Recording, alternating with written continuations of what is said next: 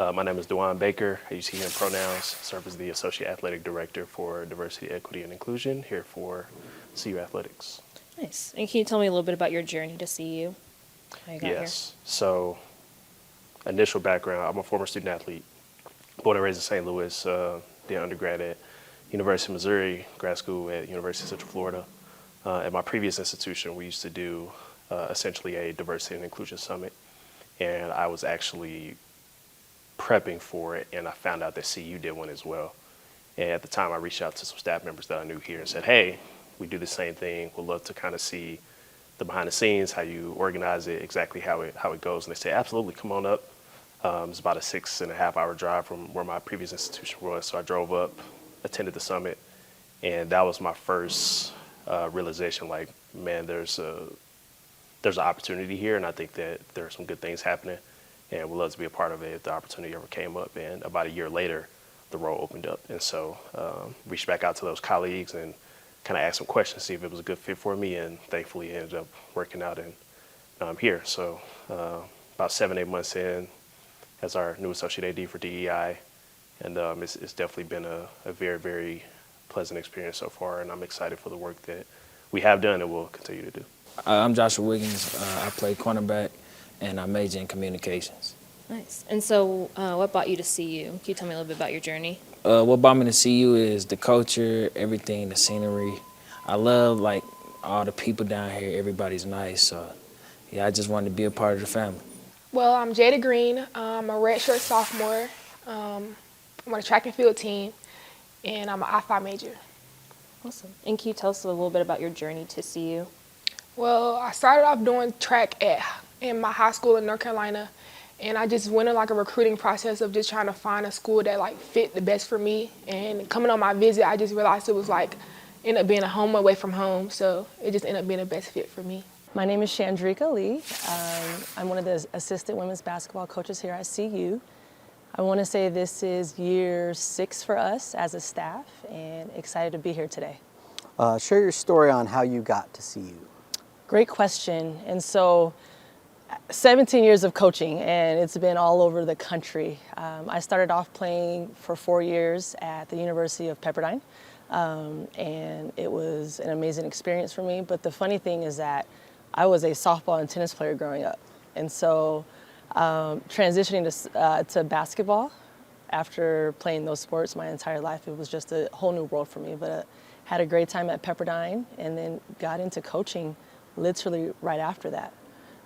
Started off at Cal Poly, then went to the East Coast to West Point. Then from there was with the Ducks at Oregon, and then met up with JR at Santa Clara, where I joined forces with her here at CU. So February is Black History Month. Tell us a little bit about what Black History Month means to you. So for me, I think it's a sense of pride, and it's a constant reminder of how far we've come, but how far we have to go. Every single time, or every year, I guess, when February rolls around, I always have a little bit of this conflict around should we kind of channel everything into a month for what our people and our heritage is. But it's really, really nice to be able to have that moment to stop and reflect and really show that we're very resilient. We have a lot of history to ourselves, and we have a lot more to give this world than what has been given credit to us. And so I always am at least a little bit conflicted, but I'm always extremely proud to know where my family comes from, where my people come from, and how we can continue to kind of show the world that we can continue to change this world on a day-to-day basis if you just give us the opportunity to do so.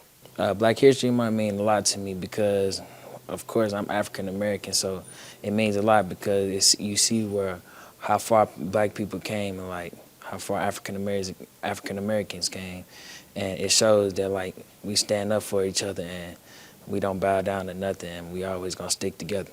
Black History Month means to me is like bringing like a presentation to like history of like what Blacks have done for the country and like what it has led to, of like bringing awareness to, you know, BLM movements or just anything that's been created by Black people, just like helping people be more like aware of like what, you know, it can be valued to be.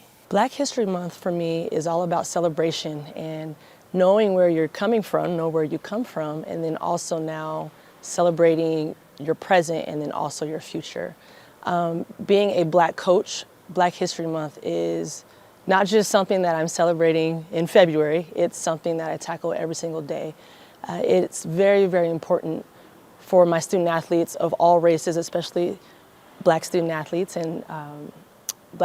excuse me, to know where they come from as well, and also just seeing the representation as a Black coach. It's huge. How do you typically celebrate Black History Month? Well, back home, like coming from the South is like, it's talked about, but it's not really talked about as much as like, I guess it should have been. But like now, like being on my own, I feel like I've done more research of like what it has done. And I don't know, just like doing research, you know, looking up stuff and just seeing like how I can like, you know, learn more, even like, you know, being Black. I celebrated Black History Month growing up by cooking, just being with family and like, yeah, celebrating with other people and like showing that we all stick together and yeah. Yeah. What did a meal look like when you cooked for Black History Month? Some macaroni and cheese, chicken, ribs, different types of stuff, cornbread. Yep. Yeah. I know for me, I try to do a lot of reflection and look inward, and I do a lot of research, and you know, I go down my family lineage and just try to educate myself on where I come from. For me, I believe if you don't know where you come from, where are you going? So that's something that I try to do a great job of. And then also sharing those stories, celebrations, victories, moments with those who I'm close with, whether they're my players and my close and distant family. A lot of it really is channeled through work. So it's a lot of time planning, whether it's programming, content, information that we can share with our student athletes, staff, coaches, fans around why the month is important, and also what it is that you can kind of gain, not just from an educational standpoint, but really from a celebratory standpoint. So that's a lot of how I celebrate, is really channeling how it is that I get other people to kind of realize how important this month is and why we need to celebrate it the way that we do. But more personally, I'm a big documentary guy, so I always try to find something, whether it's on Netflix, Hulu, what else, Disney Plus, whatever streaming service you want to use. I always try to find something. On my list this year is one that's been on my list forever, but I haven't taken the time to watch. This year I'll be watching I'm Not Your Negro by James Baldwin, so I can really start to learn more about his personal story, his narrative, and kind of how he has kind of changed society one day at a time in his life. So, but yeah, most years I'm trying to find something to watch and learn and relate it to the people I work with and the people I love. Can you talk a little bit about what it means to be a Black athlete at a PWI? What it means to be a Black athlete, it shows the confidence in us. So me, I have a lot of confidence in everything I do. Black athletes at a team, PWIs, like it took me a while to find myself being like, because I came from a high school that was predominantly Black. So it was weird trying to adjust being at a PWI, but like I feel like I found my group pretty fast. So I feel like finding your group and like find like what fits best for you. Don't try to fit into like something you're not used to. Going out in the community, helping people, like it's not all about just being a football player, because football gonna end one day. So like you got to show that you're like a good person around people. You love people. Like don't ever tell nobody what they can't do. Don't ever judge nobody, and just be a nice person. Be a good person to everybody. Treat people how you want to be treated. Well, I came here first to get a degree, so like that's my first thing that I've like always cherished into doing. But I always use my track background of like being, you know, quick, fast, or anything like that, just to like help elevate it even more. So like being a student is just always first. So I try to put that before anything, but also being Black is like something I cherish even more. Do you have any advice for aspiring young Black professionals who want to work in college athletics? Yes, absolutely. One is network, for sure. Something else I'll add to, and I had a friend and colleague tell me this once, and what they told me was don't be afraid to really share who you are and your story and your own personal background. I think as being, especially being a younger Black administrator in this industry, specifically in sport and college athletics, sometimes people can see us as an opportunity to get closer to some of our other minority student athletes, which I don't think is a bad thing, but I think what is missed is the actual life experience and background that we possess that is really an advantage to really get to know and really understand. And what I would tell somebody who's younger and trying to get into this industry is use that. We might not always have the experience in years. Sometimes that's not our fault. It's just really what comes with the territory. But what I would encourage is really use your experience to really sell who you are, why you are important, why you need to be in that space. And sometimes what we lack in experience on the resume or in a job description, we have it in real life. And so if we can use that to our advantage and really show people why that's important and why we need to be a part of those spaces, I think that has immense power, and we can really start to turn the tide and seeing more faces like myself that's kind of going through this industry.